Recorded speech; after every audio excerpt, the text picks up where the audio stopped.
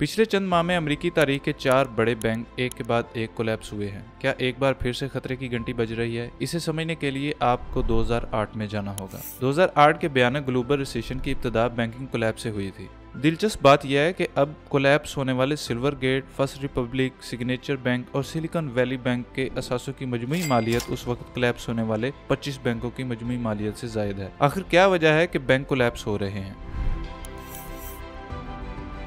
Bank collapse को समझने के लिए सबसे पहले आपको बैंक्स का बिजनेस मॉडल समझना पड़ेगा। हम सब अपनी जमा पूंजी महफूज करने की गर्ज से बैंक में रखवा देते हैं, लेकिन इस सब झंझट में बैंक का क्या फायदा है? बैंक इस रकम को सरकारी बॉन्ड्स, स्टॉक मार्केट, गोल्ड और आगे कर्जे देने के लिए इस्तेमाल करता है। कर्जे पर दी जाने वाली रकम पर बैंक सूद लेता है। ये शरह सूद सेविंग अकाउंट में लोगों को मिलने वाली शरह सूद की निस्बत काफी ज्यादा है और यही बैंक की आमदन का सबसे बड़ा जरिया है। मिसाल के तौर पर अगर एक शख्स बैंक में 1 लाख जमा करवाता है तो बैंक इसे 5% यानी 5,000 रुपया सूद देगा। जबकि बैंक के पास कोई दूसरा शख्स आएगा जिसे बैंक से कर्जा चाहिए और वो इस कर्ज की रकम से गाड़ी या घर बनाना चाहता है तो बैंक उस शख्स से 15% सूद लेगा, यानी उससे 1 लाख पर 15,000 रुपया ज्यादा लेगा और इसमें ये फर्क बैंक की कमाई है। लेकिन क्या होगा अगर पहला शख्स जिसने बैंक में अपनी रकम जमा करवा रखी है वो अपनी रकम बैंक से वापस मांगने आ जाए? बैंक के पास तो पैसा कोई होगा नहीं, या अगर जिस शख्स ने कर्जा ले रखा है वो वापस करने से इनकार कर दे तो बैंक रकम कहां से वापस करेगा? इस सूरत-ए-हाल से निपटने के लिए स्टेट बैंक ऑफ पाकिस्तान ने बैंकों को कहा हुआ है कि वो कम से कम 6% बैंक में कैश की सूरत में रखें, जिसे कैश रिजर्व रिक्वायरमेंट कहते हैं। ये शरह हालात के मुताबिक कम या ज्यादा होती रहती है। इसके अलावा स्टैट्यूटरी कैश रिजर्व के तौर पर भी कुछ जमानती रकम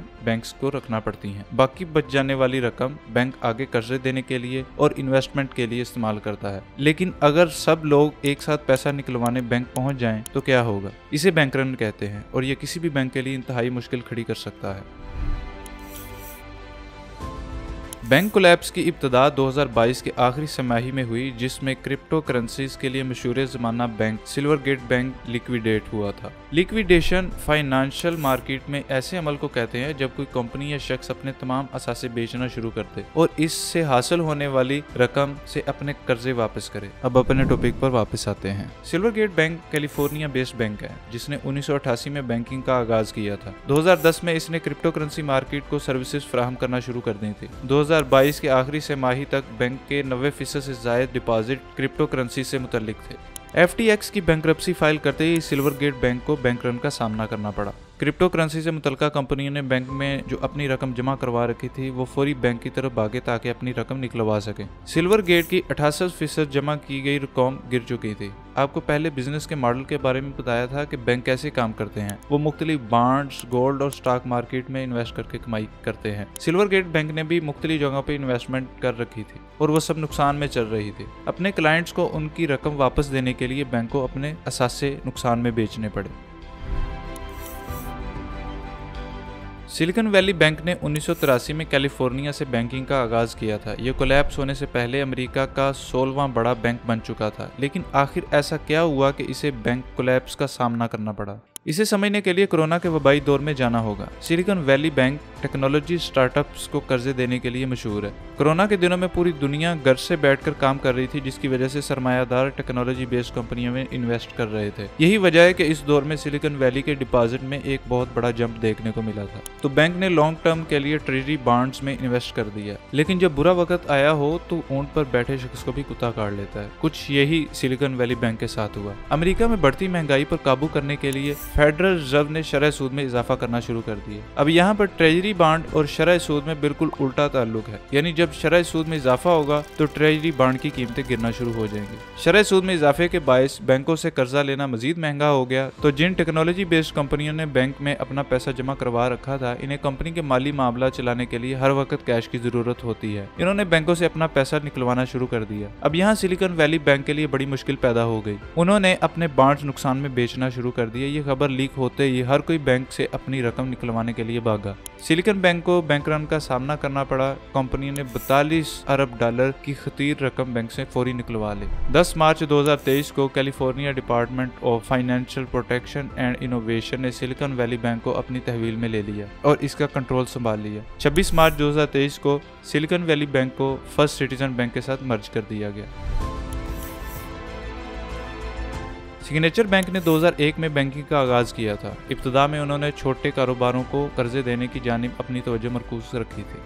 वक्त के साथ साथ उन्होंने multi family residential rental housing का काम शुरू कर दिया। 2018 में बैंक ने खास तौर पर क्रिप्टो करेंसी इंडस्ट्री को टारगेट करना शुरू कर दिया ताकि अपना पोर्टफोलियो डाइवर्सिफाई बना सके। उन्होंने क्रिप्टो करेंसीज के माहिरीन को भर्ती करना शुरू कर दिया, जिसके बाद इनके पैसे में खासा इजाफा देखने को मिला। लेकिन सिग्नेचर बैंक को कोलैप्स का सामना क्यों करना पड़ा? इसके साथ भी बिल्कुल सिल्वर गेट वाला मामला हुआ है। 2022 में क्रिप्टो करेंसी की कीमतें बुरी तरह गिरी थी, जिसकी वजह से इनके पास मौजूद पैसे 106.1 अरब डॉलर से कम होकर 88.6 अरब डॉलर रह गए थे। 2022 के आखिर तक बैंक ने बाइनांस एक्सचेंज के साथ कारोबार करना बंद कर दिया था। बाइनांस एक्सचेंज एक क्रिप्टो करेंसी एक्सचेंज है जहां पर ट्रेडर्स मुख्तलिफ क्रिप्टो करेंसीज ट्रेड करते हैं। 10 मार्च 2023 को इस बैंक को भी बैंक रन का सामना करना पड़ा। बैंक के शेयर्स 23% गिर चुके थे। सिलिकॉन वैली बैंक के कोलैप्स होने के 2 दिन बाद signature bank New York state department of financial services ने अपनी तहवील में ले लिया।